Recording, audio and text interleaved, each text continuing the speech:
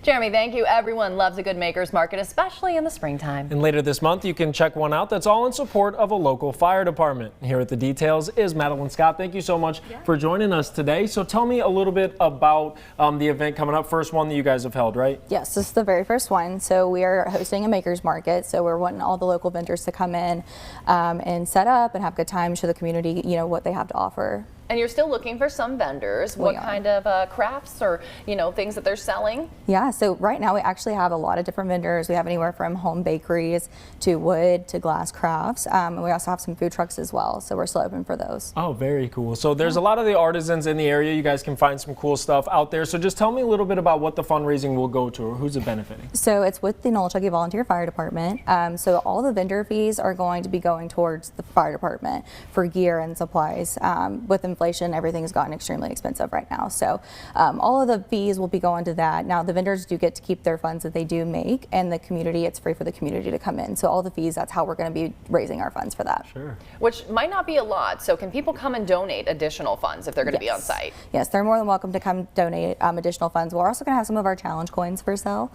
So that's something that they can come in and take a souvenir with them as well. Sure. And so just talk about kind of the importance of the community coming out and getting together, and then kind of, I think it's very cool when you can see the faces of the first responders in your community as well. Yeah, most definitely. We try to be out as much as possible in the community. It's really important for us to have the community to come out and get involved. We're also going to have a touch a truck, basically is what it's called.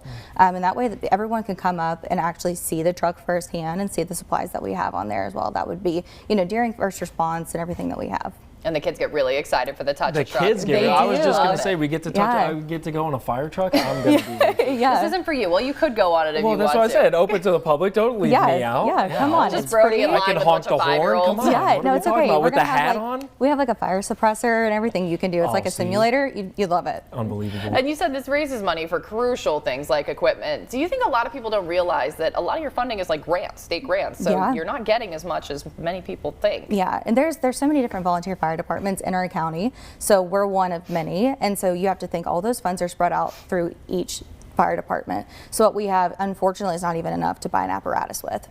And so just talk about the need that keeps going. I mean, we're a year and a half after Hurricane Helene. I would imagine that for a lot of people, it's not in the forefront of their minds anymore, but just kind of the need that continues in these communities. Yeah, so our department was affected, our community was affected, and we were kind of stuck on what we call the Nolichuckey Island.